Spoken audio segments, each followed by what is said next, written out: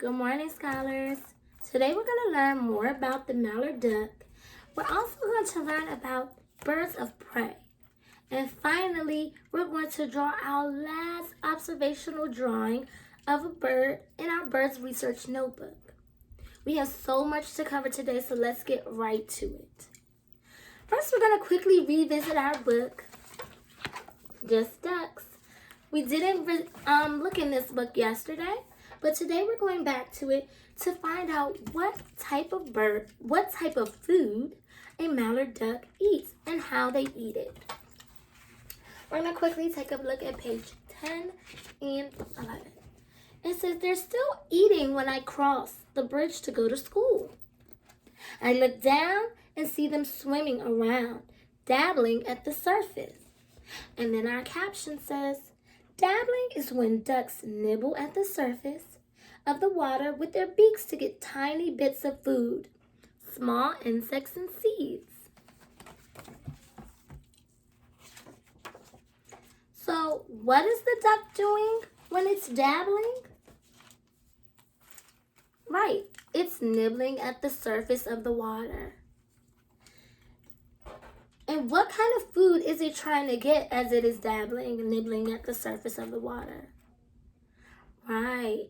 Our caption told us that it's trying to get small insects and seeds. You guys are such great listeners. I want you to keep those listening ears on as we move on, okay? Because now we're going to continue our research by learning how and what other birds eat. Our learning target today is that I can find information and answer questions about a new kind of bird in the text, birds. In this section, we're learning about birds of prey. That means that these birds eat other animals. I know, it's shocking. But we're going to check out pages 20 and 21 to learn more about these birds. Remember to listen carefully because I have some questions at the end of this that I'm going to need your help with. Whoa, look at that bird. Who knows what kind of bird that is right there? Yeah, it's the eagle. It looks just like the eagle that we drew. Birds of prey. Birds of prey are great hunters. Hooked beaks and sharp talons help them catch their prey. This bald eagle has 7.5-foot long wings that allow it to fly fast or glide smoothly. Now guys, Miss Carter is kind of short. I'm only 5'2". But can you imagine if someone was 7.5 feet tall? That would be like close to the ceiling. This bird, the eagle, has wings that are 7.5 feet long. That means that this bird can fly quickly and glide very smoothly to catch its prey.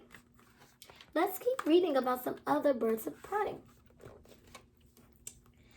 There are about 200 types of owl. Their special feathers let them swoop silently down on prey. An osprey, this bird right here, dives down to catch fish from over 60 feet in the air. One toe can turn to help it grip fish. A secretary bird hunts small animals, even snakes. It stomps on a snake with its large feet. And vultures eat large dead animals. They have bald necks to avoid getting bloody while they eat. Sounds kind of nasty, but that's okay. All of these birds do different things to help them catch their prey or eat their prey. Here are some other pictures of birds. This is a red kite, a hawk, an eagle owl, a falcon, and a buzzard.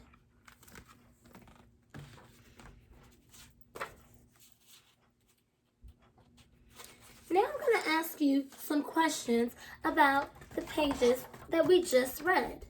I know you guys were listening very closely, so I know you'll be able to help me. What is the section that we just read mostly about? Here's the 2 pages that we read. Right. It's about birds of prey. Which text feature that we've learned about so far helped you know this? Is it the illustrations? Is it the title or the heading? Or is it the captions? I agree. It's the title or the heading. The illustrations are beautiful. The pictures are beautiful. I was really drawn to this eagle when we first opened up the book. But these words told me exactly what we were going to be reading about. The caption didn't say anything about birds of prey. The pictures don't say birds of prey. If the title never said it, I would not know that an eagle or any of these other birds are birds of prey. Let's look at the bottom of page 20.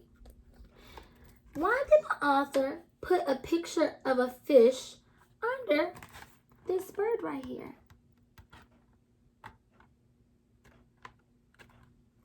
Right, because that bird hunts fish. Remember I told you birds of prey eat other animals. A fish is another animal. It says an osprey dives down to catch fish from 60 feet in the air. One toe can turn to help it grip the fish. It's telling us that that fish is related to that picture. Now, let's look at the bald eagle. The author tells us it has a hooked beak. Let's look closely at it. Based on the picture and the text right beside it, what do you think the word hooked means? Does it mean that the beak is straight? Does it mean that it's yellow? Or does it mean that the beak is curved? You got it again. A hooked beak means it's curved. It's a way to describe what it looks like. Yes, the beak is yellow. That's describing its color though, not its shape. Straight. This bird's beak is nowhere near straight. It has that little hook that we mentioned so it can catch that food. And those super long nails called talons. You got it. Now we're going to look at the top of page 21. Why did the author choose to put pictures of the red kite and the eagle owl and the falcon and the buzzard there? I think I heard someone say, because those are birds of prey too. And you are exactly right. It didn't give us a caption or a lot of information on it. It just gave us the name of the bird and a picture of it. But we know that these are birds of prey because of our heading, right? Now, at the bottom here, I see lots of different pictures. I see a mouse, a fish, a snake, and a bone. Why? What do they all have in common? Like, why are they there?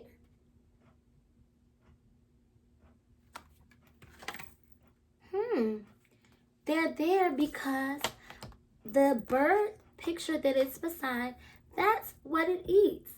Vultures eat dead animals. So they have all the bones and all that kind of stuff. But the secretary bird says it stops on the snake.